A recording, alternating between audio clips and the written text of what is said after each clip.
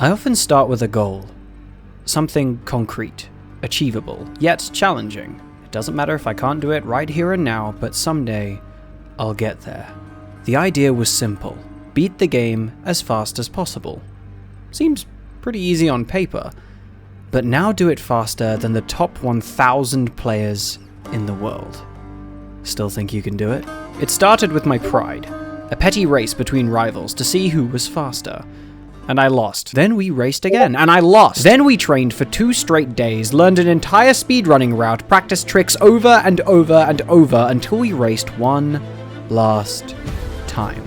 And I fucking kicked his ass! But that's just where it started. Once I'd cut down and edited the footage into a watchable video, I got a comment asking to race. My fastest recorded speedrun at the time was just over 51 minutes. They thought they had a chance against me. But, much like you, he miscalculated. It's just as I said. My fastest recorded speedrun was 51 minutes. But my personal best was under 40. So we raced, chapters flying by just as expected, with some light banter here, a couple of skips there, and by the end of it, I'd finished in just over 40 minutes and he'd finished in just under 45. But during our race, something began to nag at me. If I managed to get a clean run, I'd crack into the top 1,000. So I decided to do just one more run.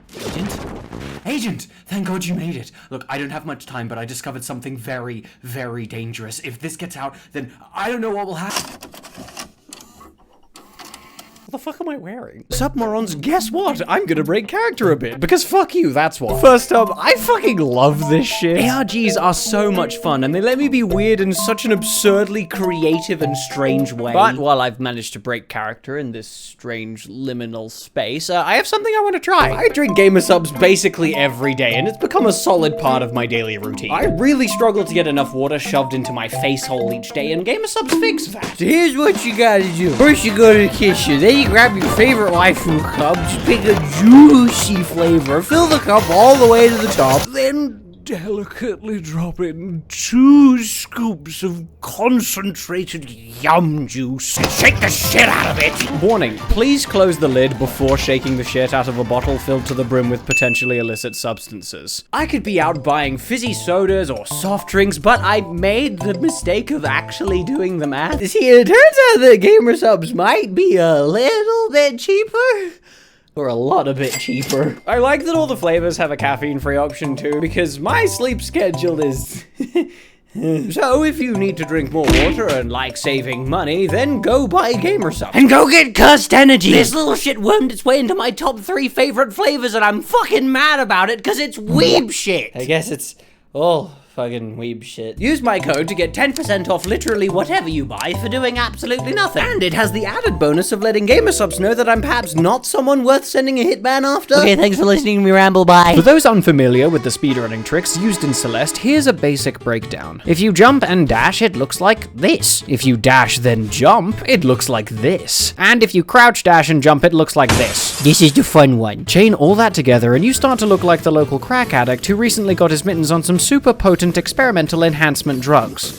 And now that you've got the basics, I'm going to explain this run GDQ style. Alright, ladies and gentlemen, please put your hands together for the first run of the night. I'm going to be seeing Celeste any %. Runners, can you take it away for us? Yeah, hi, I'm Windette. I'm going to be running Celeste any % today. We've got the guys on the couch behind me. Did you want to introduce yourselves? I'm Wimdy. Hey, I'm Wide. That's it. Yep, so this is going to be a Celeste any % run. Hope you enjoy. This is the prologue. It's basically the most simple area of the game. There's nothing too complex going on here. It's just an area to teach newer players how to move Madeline around and how to climb and jump. The only speedrunning tech here is skipping cutscenes and having multiple jump binds so that you can jump faster and more consistently. That's about it though. There's nothing really else to say. And as we skip this last cutscene, that's the prologue finished in about 28 seconds. We're now in the level select screen, and time stops here, which gives players enough time to relax, recenter themselves, and get ready for the next chapter. And now we're in Chapter 1, where we gain access to the dash mechanic. This completely changes Celeste from the ground up. Something that you're going to see players using a lot is extended hyper dashes, or extended dashes. Basically, if Madeline dashes and is still touching the ground 10 frames after dashing, she gets her dash back. If you jump just after that, you get to keep all of the momentum from your dash, and still have the dash in your inventory. So you can do things like this. Another mechanic that you'll see used a lot is wall bounces. If you dash next to a wall vertically, and then jump after dashing, Madeline keeps all of her upwards velocity, which is fantastic for covering very, very, very high distances very quickly. Lots of extended hypers here completely break the rooms in this game, because it's faster to just avoid things like moving conveyor belts and platforms when you can just cover the whole space on your own. Here's a good example of wall bouncing. This section here is a good example of skipping everything that you can to just make the room a lot shorter. One of the common themes here in Celeste is that a lot of solutions for rooms become suggestions, like spikes. They're not real. Don't believe them. Spikes aren't real. But as we do this last room, vanilla, that's Chapter 1 finished in about 1 minute and 20 seconds.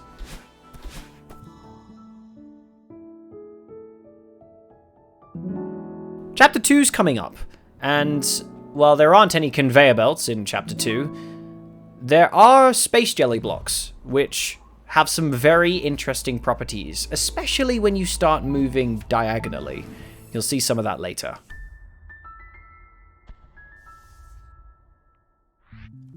Welcome to Chapter 2. Instead of being able to use the space jelly blocks immediately, they're actually solid. We're going to need to go to a mirror to unlock that. But first we're going to drop down. Holding down accelerates Madeline's falling velocity by quite a lot, so we're going to be doing that wherever we can.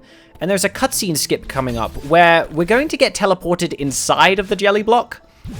This happens because whenever you skip a cutscene, Madeline's horizontal position gets changed, but her vertical is completely untouched. We were high enough there so that when our horizontal position got moved to be in line with the mirror, we were stuck inside of the space jelly block. Here is a good example of how diagonals can be really good and really punishing. Basically, what we need to do is dash at just the right angle to squeeze past these corners, and now we're in the chase section. Meet Madeline. She follows all of our movements exactly about 1.5 seconds behind us. She's a bit of a nightmare in casual playthrough, but is completely comfortable in speedruns because we know all of these rooms.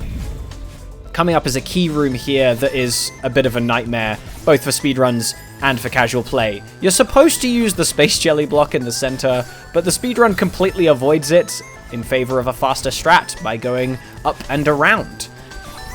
Coming up is a section where we're going to have to be going back on ourselves, which is terrifying when there's something chasing you that mimics all your movements. So we're going to have to do some very particular movement here by walking off the edge of the block, followed by 2 hypers. And this is the last room of the chase section. Here is just a long drop all the way to the bottom.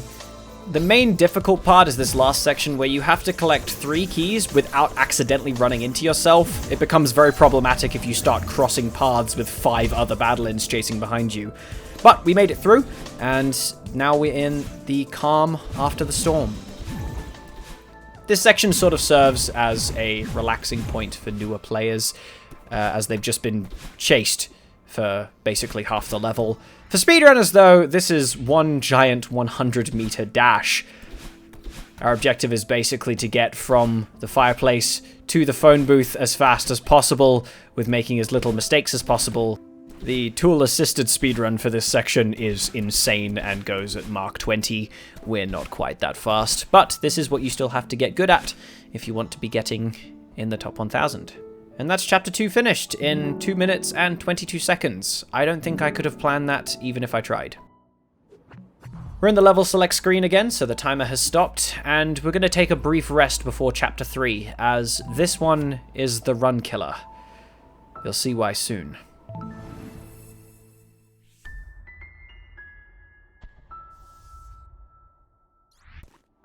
Chapter 3 introduces a brand new mechanic once more. There's no more space jellies, but here we have these moving dust bunnies. This causes each of the rooms in the following sections of this level to have cycles. There are 2 types of cycle for every room. There is an entry cycle and a death cycle. Basically, when you enter a room, the dust bunnies are in one spot, but if you die, they're in another. This means that there are effectively twice as many rooms that you need to memorize for the speedrun, which is an absolute nightmare. It becomes very problematic if you know a room's entry cycle, but you make a mistake and don't know the death cycle. Oftentimes, this can just lead to players resetting. It's just not worth wasting the time trying something that you're not familiar with and dying over and over again. Something that you'll see as well, aside from these little dust bunny things, are these tentacles on the walls. If you touch them, nothing happens, but when you let go of the wall, they render that surface no longer touchable. This means that backtracking is an absolute nightmare for casual play. For speedrunners, thankfully, it's not too much of an issue, and it doesn't pose much of a threat. You'll see, given that we've now got moving platforms and springs combined into one, that Celeste isn't afraid of combining mechanics. Thankfully, speedrunners aren't afraid of breaking them, so that's nice. There are also these keys and doors. We're not unfamiliar with locked doors that require keys to open them, but in all of the previous chapters, anytime that there was a locked door, the keys were in the exact same room as it. In Chapter 3, however, it introduces the concept that the key can be in another room entirely, which can make this area a bit more of a labyrinth. The section that we're in right now is called Big Mess, and it's a nightmare to navigate. It's clunky, there are bookshelves and towels everywhere, and we've got to go clean it up. So we've got to press 3 separate buttons along 3 separate paths, and to get there, there's just some fancy movement, understanding the cycles, and there's a trick here called a corner kick. Right there. That allows us to skip this room and is used at, I think, 3 separate points throughout the run. That's the first button pressed. 2 more to go. As you'll see, when we've just entered the Big Mess, there is a few less things, and the owner, Oshiro, who we've just met now, is in a different place. There's a reason why we took the bottom right path first. It's because it's faster to reach him once we've finished it. And the same goes for doing the top path here. Once we've completed all of these rooms, Oshiro will be as close to us as he can possibly be, and that's the reason for that routing. These rooms are deceptively easy. If you make a mistake, though, the rooms can become very, very difficult, so they look a lot simpler than they actually are. As we drop down here, here's Mr. Oshiro for the 2nd out of 3 times. And now we're on to collect button number 3. That's Theo. We're never going to speak to him properly throughout the run. He's just going to talk at us, and we're going to ignore him. These rooms are all about not making a mistake. If you make a mistake in Chapter 3, it ends up being a lot more devastating than in other rooms because of these cycles and having to know multiple ways around the room. It's very common that the entry cycle is faster than the death cycle, so dying is doubly as punishing. But that's 3 buttons done.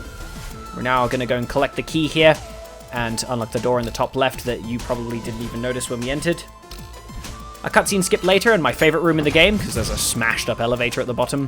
While I'm sure the elevator might have been convenient, wall climbs are always going to be faster. As a neat little bit of trivia, Celeste Tazers and speedrunners have been trying to skip Big Mess, but they haven't been able to do it yet. We've just got some keys to pick up here. And coming up after this next few sections is going to be Resort Demo. Madeline's hitbox when she crouches is 4 pixels high, and most of these dust bunny clusters have gaps in them that are also 4 pixels high. I'm sure you can work out what that means. The developers of Celeste were kind enough to give us a crouch dash button that allows Madeline to be in a crouch state while still dashing horizontally and diagonally, which we make use of here to squeeze through this gap that you'll see us pulling off on the 2nd try. And that's Resort Demo done. That's one of the more precise tricks in this run, but there's a lot more precision to be had in a run like Celeste, given that every single input can be optimized in one way or another.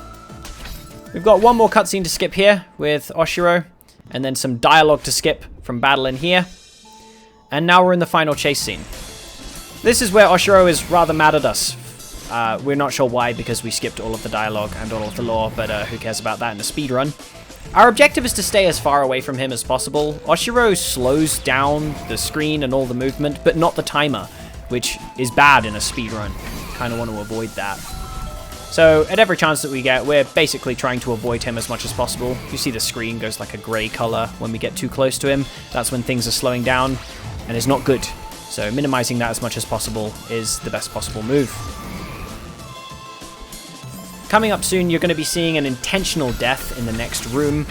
That's to enter the death cycle, which is something that I practice personally. It's not faster, it's the exact same speed as the entry cycle. The difference is this room is not one that you can re-enter. So if you die in it, like I did, you can just do the death cycle that you've practiced and know and have the muscle memory for. These kinds of optimizations or affordances are the difference between runs that make it all the way to the end and runs that don't. But that's chapter 3 finished in 5 minutes and 45 seconds. Back to the level select screen, we're heading on to chapter 4. This chapter no longer has dust bunnies, thank God, but introduces wind. The wind mechanic in Celeste is basically just a hefty resistance and or helping hand, depending on which way it's blowing.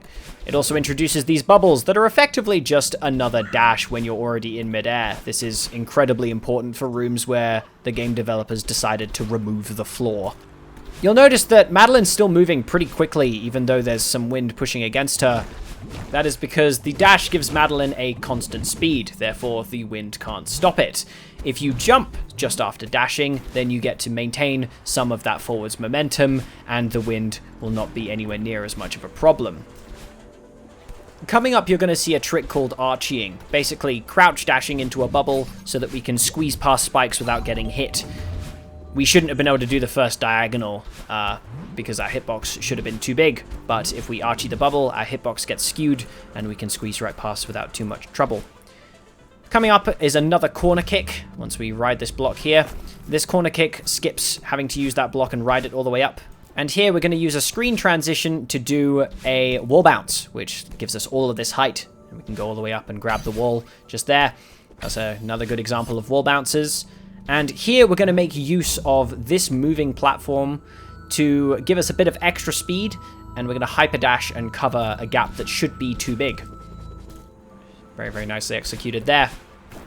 This is another good example of how dashing isn't affected by wind. We can do a lot of hyperdashes here and not lose any momentum, which is good because wind that's going against you makes you go slow, and going slow is a problem in a speed run. Coming up, you're going to see us using a hyperdash on a cloud that allows us to skip through this section. That's a really neat, clean little trick there. And here you're going to see some more hyperdashes that allow us to completely avoid and ignore the wind that's obstructing us. Here it's just a matter of covering the gap and avoiding using one of those blocks there that move. Everything else is just a matter of going as fast as possible. And in this room, the fastest possible strat avoids using this moving platform entirely and uses insane momentum and a spike jump to skip this entire room. I did not learn this. It is incredibly precise. I think it's down to the frame, and I don't have that muscle memory inbuilt.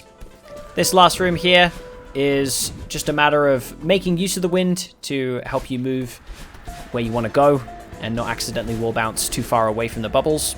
And now we're facing some pretty heavy resistance, so hyperdashes are going to be very useful here.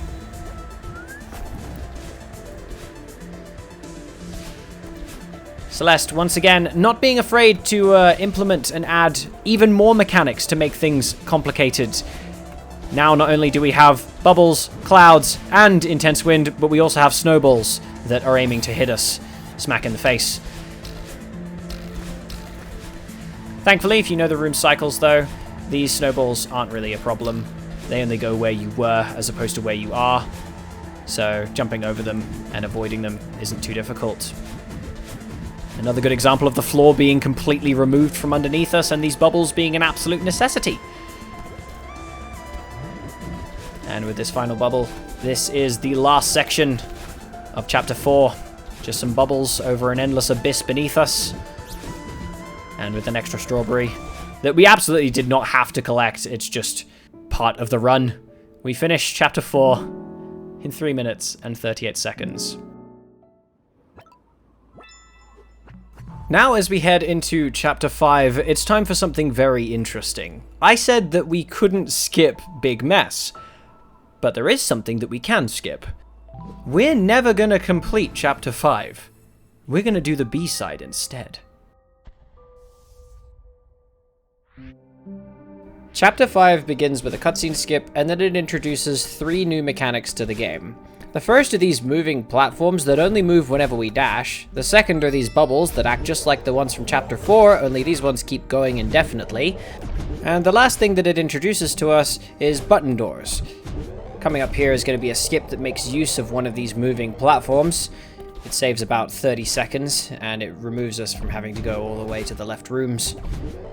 Coming up here, we're just going to be picking up one of these keys, pressing another button, and then we're going to be using this key to unlock the door that's located on the right. Past this door, we could interact with Theo, but we're just going to skip his cutscene, push another button, and then continue onwards.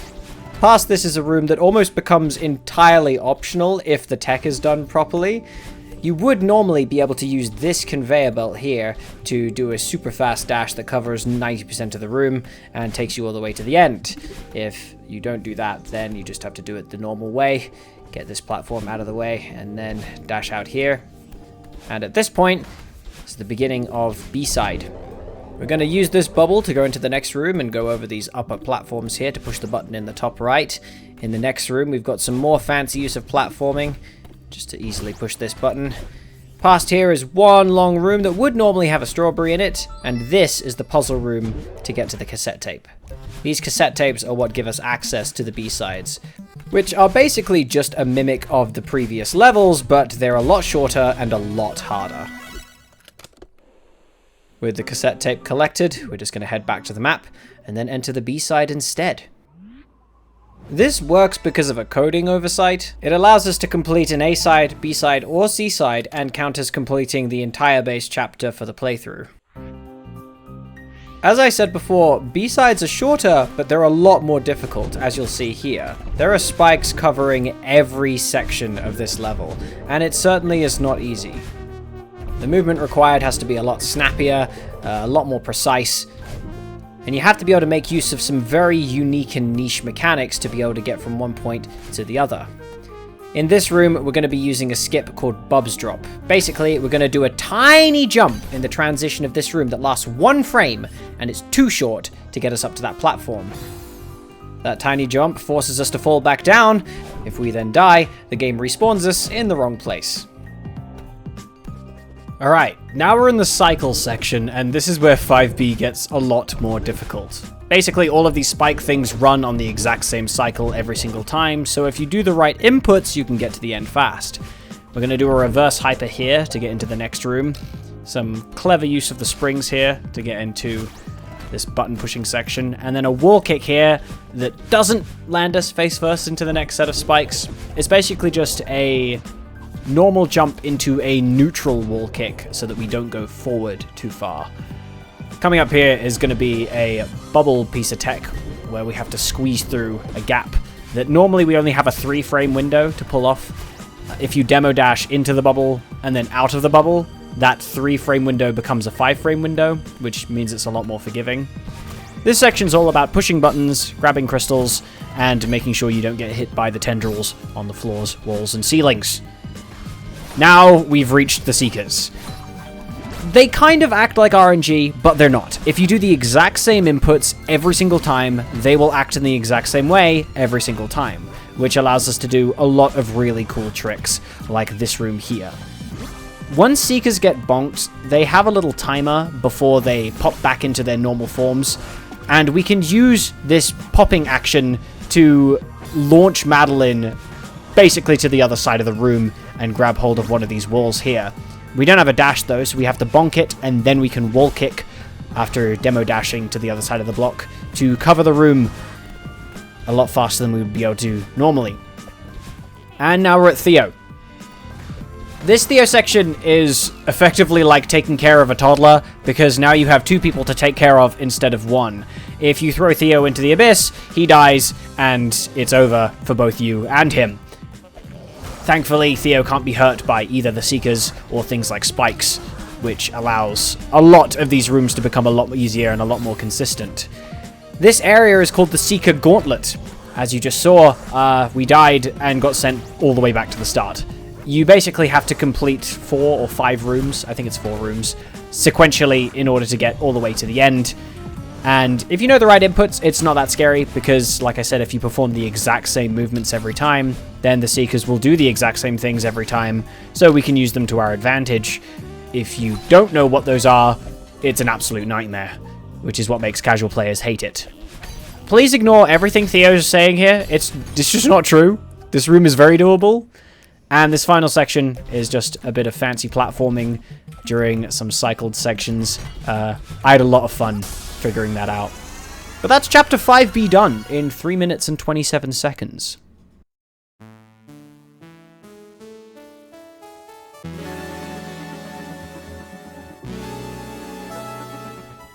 Alright, we're heading back to the map. We're going to do Chapter 6 and 7 completely normally, but much like Chapter 5, the B-sides for both of them are actually faster. They are just a lot more difficult. 5B is already an insane jump in difficulty. Chapter 6 and 7 are entirely different beasts. Chapter 6 starts with us skipping a cutscene because we don't care about lore in this. It's a speedrun. We are not here to listen to people. And it immediately introduces us to a brand new mechanic known as feathers. Feathers are a lot easier to use if you are using an analog stick than if you are using a D-pad or on mouse and keyboard. Reason being is that feathers are one of the few things in this game that give you 360 degrees of control, unlike the 8 different options you get when you use a D-pad or a keyboard. The little block guy that we're riding is known as Kevin, and he's another mechanic that Chapter 6 introduces. We've called the block Kevin because the voice actor for the block is called Kevin, so we didn't really have to think too hard there. This chapter feels a lot more like it's about flow and going smooth than doing all the snappy dashes and quick and fast angular movement from the other chapters. I think this is largely due to the way that feathers are controlled, but we're also riding Kevins, which we have to do a lot of waiting for.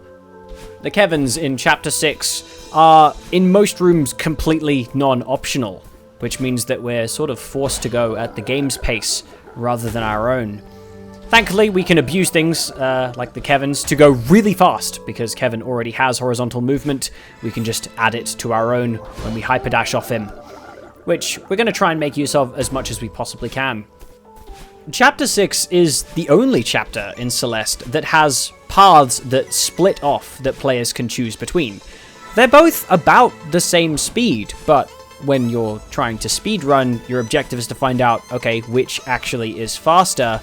There's an upper and a lower route that then converge into a singular room and then split off again, and it's very hard to figure out which one is faster. If you go individually based on rooms, then some rooms in the lower route will be faster than the upper route, but they'll lead into rooms that are then slower. So what speedrunners basically had to do was record the use of an entire route used all in one, and then compare that against an entire route of the bottom section, and compare when they were faster. What they found out was essentially that the upper route was the fastest, but avoiding it entirely and doing the B-side is going to be faster than even that. In this section, we get introduced to bumpers properly. We've seen them before. This is the third mechanic introduced to us in Chapter 6. And they basically turn Madeline into a human pinball. She gets launched in the opposite direction to wherever she touched them. And this is just another mechanic of Chapter 6 that sort of forces us to go at the game's pace. You can't really go any slower or faster when it comes to these pinballs. You're sort of at the mercy of them. You're either avoiding them at all costs, or if you're using them, you are forced to go at their pace. Just another reason that this chapter sort of forces this more flow state kind of feeling. And this might be one of the reasons why this became my favorite chapter. It's so much more based on intuition than it is on exact movement and exact muscle memory. We're now in a section of Chapter 6 that involves Madeline. You can tell that it's her from the purple tendrils receding into the ground. Chapter 6, or this section of Chapter 6, is basically the direct antithesis of Chapter 2's old site. we're not getting chased by Badeline anymore. We're chasing her. And that leads for a very interesting finale for this chapter that is actually my favorite section of the entire game. But first to get there, we've got to ride Kevin. One of the biggest Kevins in the game. We get to ride him for a long time, and after we've traveled for the right number of distance, we can hyper dash off him, gain a whole bunch of momentum, and now we're in the fight scene. This section is basically just one long get as close to Badeline as you possibly can section and try not to die. Every time that we do manage to reach Badeline, she'll stun us and push us backwards. This slows us down quite a lot, and if we just let it happen, then we'll be losing a lot of time. So what we do to force ourselves out of this stun animation is perform a dash basically as soon as we possibly can. This sort of hyper-aggressive playstyle allows us to avoid most of the obstacles that occur during this fight scene. Normally when we reach Badeline, blocks of the terrain start falling from the ceiling. Normally they're supposed to get in our way, but we're going way too fast for them to ever be a problem. But in some instances we actually get to use them to our advantage that you'll see a little bit later. For now though, our objective is still the same as get to her as fast as possible, dash as soon as we've been stunned, and then close the distance as fast as we can. We now are in a section that involves feathers, which allow us to close the gap a bit more linearly, a bit more of a straight line just straight towards her. Most of these sections just involve us trying to find ground as soon as possible, which is a bit contradictory to the way that we normally play Celeste. Typically speaking, in Celeste, when you're not so floaty, being on the ground means you're going slow. So we just try and avoid being on the floor as much as possible, and therefore we're going fast. But in this chapter, since we're sort of forced into the air and floating around as often as we are, it actually becomes faster to find ground that we can then dash off as quickly as possible.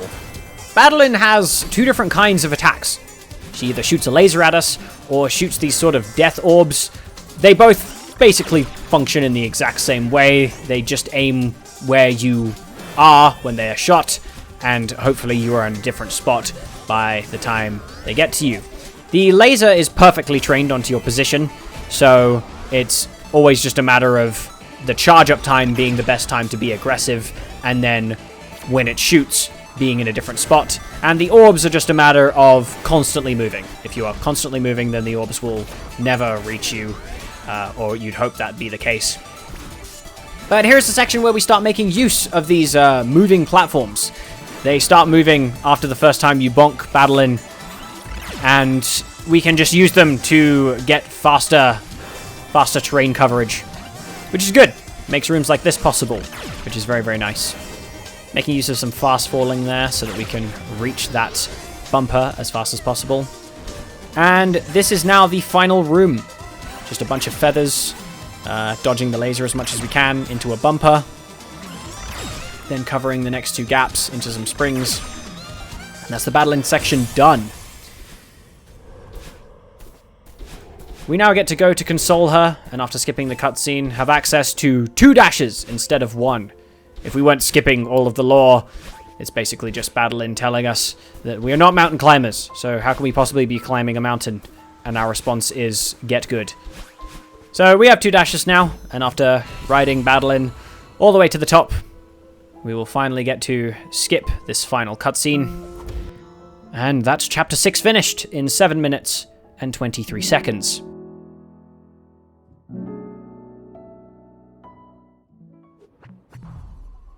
Alright, now we're back in the level select screen, and it's time we get ready for the final chapter. This is Summit. Taking some time to catch our breath, shake out the nerves, and get ready for the ending.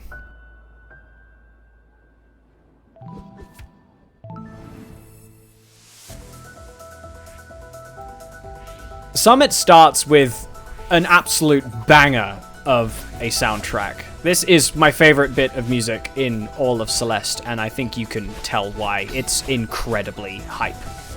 This beginning section, the first 500 meters of Summit, is a brand new set of aesthetics. There's a lot of crystals, a lot of blues, and a lot of springs, with not a lot of floor beneath us, as the devs love doing that in Celeste. But this section is basically just about 45 seconds of getting to Badeline, and then once she launches us off, it's just a quick cutscene skip later. And this is the first 500 meters. A reminder of Chapter 1, using the conveyor belts, that we're basically gonna forever skip, because who needs them? Basically, at every opportunity that we possibly can, we're going to be avoiding using these conveyor belts because they're slow, and we'll use whatever other methods we can possibly get at our disposal to remove the use of them, because waiting for things is always going to be slower than just dashing. This chapter is returning to the typical methodology of Celeste, where all of the movements are very angular, very quick, and very snappy, which is the complete opposite of Chapter 6, and I think this gives newer speedrunners a bit of whiplash when they're not prepared for it. We get to make use of a few tricks. We're basically just skipping as much stuff as we possibly can. If we can avoid using a crystal, we'll avoid using it. If we can avoid using a conveyor belt, we'll avoid using it, so on and so forth. And now we're at 1,000 meters, and this is a mimic of Chapter 2. Everything is mimicked here except for Badeline chasing us, because she is now on our side, and we have reconciled with her. But we do get to keep all the space jellies, which is nice. This chapter is basically just one long removal of the floor, which is exactly what we stated before that Summit loves doing. It loves removing the floor from underneath us, but that's not going to be too much of a problem. Making some use of some clean diagonals through these blocks totally trivializes these rooms in this section. This particular part is something that I had to really grind into my system to make sure I got right, because it is so easy to mess up those diagonals, and you're forced to do the diagonals, which makes it a lot harder. Thankfully, with a nice little skip here, we can reach Badeline at the end, as she's always there to help us get to the next section and throw us up to the next 500 meter checkpoint. Now we're at 1,500 meters, and this is, typically speaking, the hardest part of all of Summit, because it's just more Chapter 3. It's more cycles. Nobody likes cycles. They make everything really difficult. But if you know the cycles properly, then you can absolutely blitz your way through these rooms, and thankfully, with a good bit of practice, these rooms can be completely trivialized and made into total child's play. That is, until you make a mistake. These rooms are incredibly punishing, and that's one of the reasons that 1,500 meters can be so cruel to newer people learning the speedrun. It's so easy to make a mistake in these kind of cycled rooms, so you just have to learn them, and that's really hard to do. It's really hard to learn them, especially rooms like this that are really long, really complicated, with a lot of different cycles, and if you don't know the death cycle, it's incredibly punishing. So knowing how to do them first try is tantamount to being able to do Summit at all in a speedrun. We get to make use of a little shortcut here, just going down through that little crate, and then we're in the final section with Badeline here. Just gonna avoid these little dust bunnies that are on the exact same cycle as us falling, which feels so sketchy. But now we're on, after this cutscene skip, to 2,000 meters, a mimic of Chapter 4. So, the music shifts once more. One of my favorite parts about Summit is how the music shifts to mimic each of the previous chapters. Here we're going to get a lot of clouds. We get another mimic of that cloud hyper that we got to do in Chapter 4 that we love so much. And once again, we get introduced to the really difficult and solid winds. And snowballs, which I absolutely hate in this part of Summit, because they are so hard to avoid. It is a complete nightmare, such a struggle. I wish it was a lot easier. But thankfully, we managed to make it through on the second try, after being very careful. This is probably my favorite room in all of Summit, because I figured out this skip on my own. We completely ignore the conveyor belt and do all these really fancy spike skips and demo dashes, which is a lot of fun. I love doing that. Sadly, we cannot avoid the conveyor belt for this particular room. Even the Taz can't avoid it, which I think says a lot about how difficult and how well coded some of these rooms are.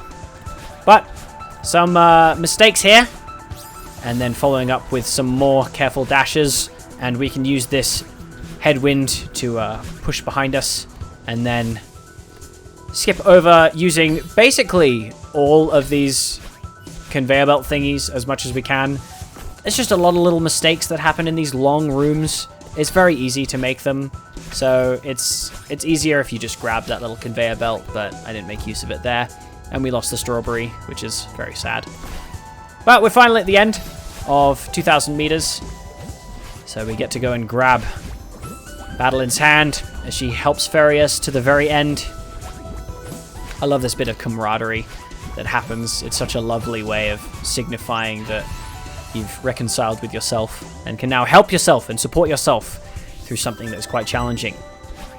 2,500 meters is a replica of Chapter 5, and while Chapter 5 and 5B is one of my favorite sets in the entirety of the Celeste Speedrun, this is an absolute nightmare.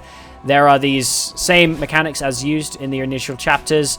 They're just a lot harder because Summit loves removing things like the floor, which I would really wish they give them back. There's a key skip in this room that I never learned. I should have. I wish I did.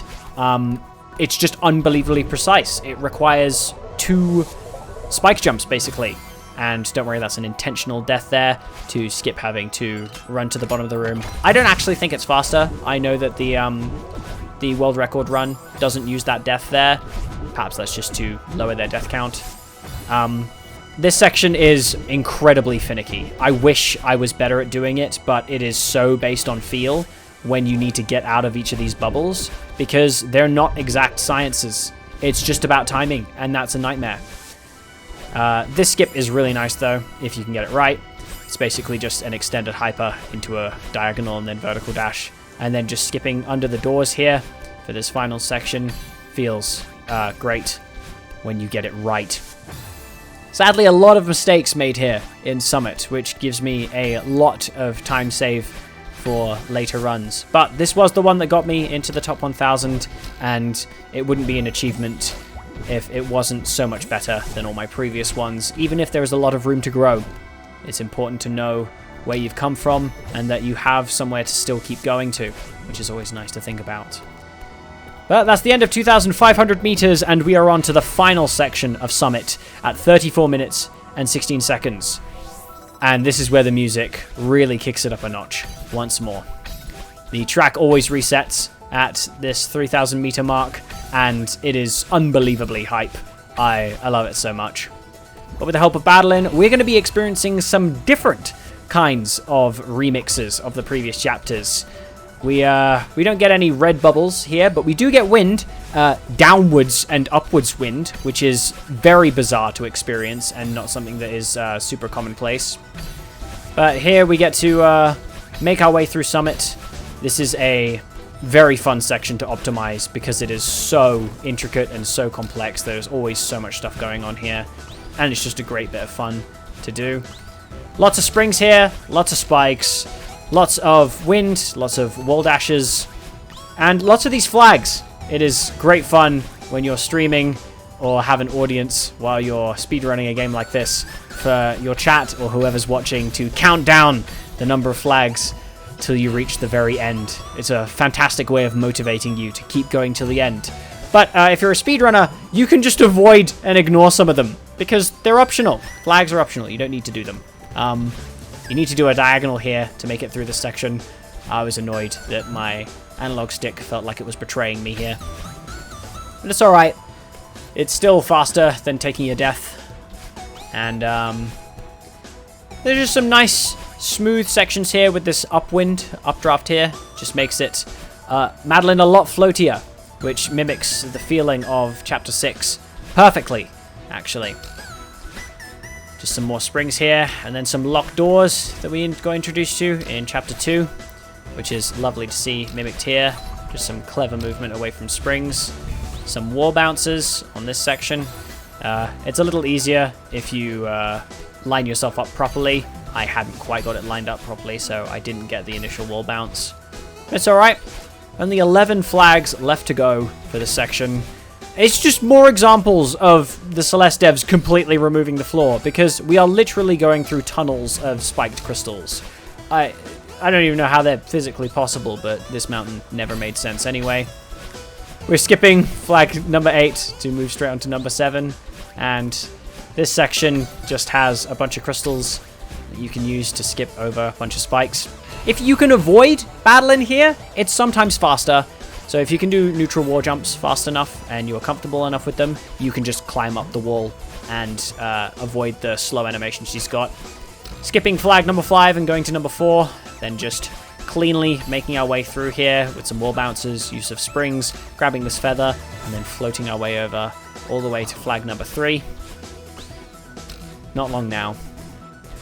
Up here, there's a diagonal that we can do. Just squeeze through these spikes. I love doing that. It's very consistent, especially if you demo dash it and have that crouched hitbox, which is a lot smaller than it looks. That makes it fantastic for making those tricks a lot easier. And here we are, nearly making a mistake, but we're finally at the last flag. Here it's just a matter of knowing whether or not to do a horizontal or a diagonal dash to make it all the way up to the top. And with that done, that's the full Celeste speedrun explained, hopefully as best as I can, in 37 minutes and 43 seconds. A PB that got me into the top 1,000 of runners. Thanks for watching.